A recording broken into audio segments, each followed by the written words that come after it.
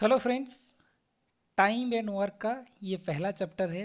ये चैप्टर किसी भी कॉम्पिटिटिव एग्ज़ाम के लिए बहुत ही इम्पोर्टेंट है और किसी भी कॉम्पिटिटिव एग्ज़ाम में इस चैप्टर से क्वेश्चन आता है। तो इस चैप्टर में कुछ बेसिक फैक्ट एंड फार्मूलाज है जिसके बारे में हम कॉन्सेप्ट क्लियर करेंगे। ये तीन ही कॉन्सेप्ट है, इसमें हम क्लियर करेंगे और इसके माध्यम से हम एक्सरसाइज सॉल्व करेंगे। ठीक है, तो ये जो पहला कॉन्सेप्ट है इसमें बताया गया है, if A can do a piece of work in 8 days then as 1 day's work is 1/n। देखो, सिंपल एक चीज़ समझो, अगर किसी बंदे ए ने 2 दिन में एक काम को ख़त्म करता है, एक किसी काम उसको पूरा ख़त्म करने के लिए 2 दिन उसको चाहिए टाइम, 2 दिन टाइम चाहिए, तो एक दिन में कितना काम कर रहा है? उस काम जो काम है उसका हाफ ख़त्म कर रहा है कि नहीं? किसी काम को ख़त्म करने के लिए 2 दिन चाहिए, है ना? 2 दिन चाहिए, तो एक दिन में क्या उसका आधा काम ही ख़त्म कर रहा है। अगर उसी बंदे को 3 दिन चाहिए किसी एक काम करने के लिए, 3 दिन चाहिए, तो उस काम एक दिन में वो कितना काम ख़त्म करेगा? एक दिन में देखो, एक दिन में कितना ख़त्म करेगा?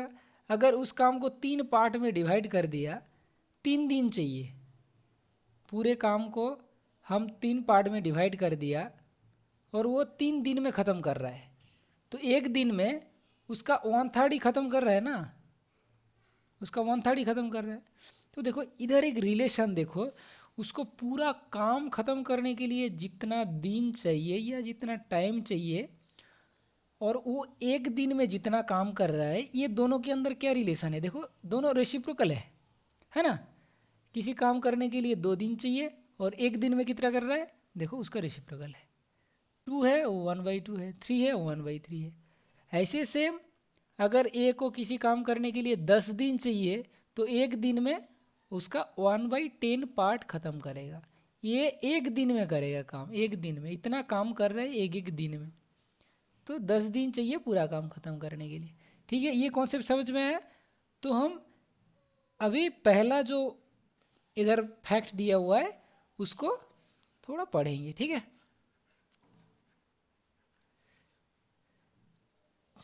पहले फैक्ट में दिया हुआ है, if A can do a piece of work in n days। अगर ए किसी काम करने के लिए n दिन चाहिए उसको, तो वो एक दिन में कितना काम करेगा? एक दिन में कितना काम करेगा? देखो 1/n, है ना? देखो जस्ट उसका रेसिप्रोकल है, उतना दिन चाहिए। ये जस्ट वही चीज़ बता रहा है, पहला जो पॉइंट है, पहला पॉइंट में बस इतना ही चीज़ बता रहा है। समझ में आया?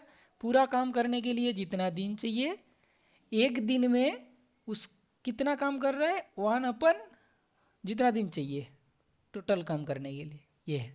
ठीक है, ये फर्स्ट पॉइंट क्लियर हो गया। अभी सेकेंड पॉइंट में क्या बताया?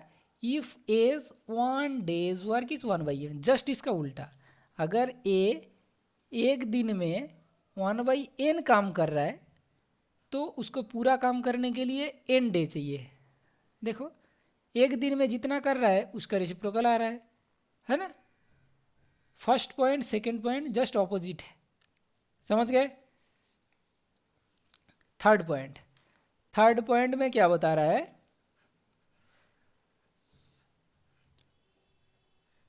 थर्ड पॉइंट में, if A is twice as good as work as B, if A is twice as good a workman as B, मतलब अगर ए बी से दुगुना काम करता है, बी से दुगुना काम करता है, मतलब बी जितना काम कर रहा है उसका दुगुना ए का काम का बराबर है। ये जितना काम कर रहा है वो बी का दुगुना का बराबर है, मतलब ये ज़्यादा काम करता है ना?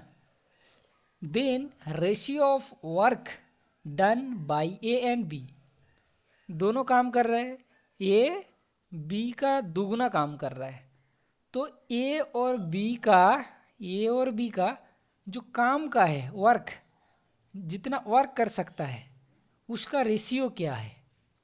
अगर ए 2 काम किया तो बी एक ही काम करेगा, क्योंकि बी का दुगुना ए कर रहा है। बी एक किया काम तो ए दो करेगा। और इन दोनों उस काम के लिए जो टाइम चाहिए, उसका टाइम का रेशियो क्या होगा? टाइम का रेशियो जस्ट उल्टा होगा, क्योंकि ए ज़्यादा काम करता है, बी कम काम करता है। तो एक सेम काम करने के लिए, किसी एक काम करने के लिए अगर ए को एक दिन चाहिए तो बी को 2 दिन चाहिए, है ना। ए को अगर एक दिन चाहिए तो बी को 2 दिन चाहिए, क्योंकि बी का एफिशिएंसी कम है, उसको काम करने का जितना क्षमता है उससे डबल ए का है। तो ये एक दिन में जितना काम खत्म कर लेगा, बी को 2 दिन चाहिए वो काम करने के लिए।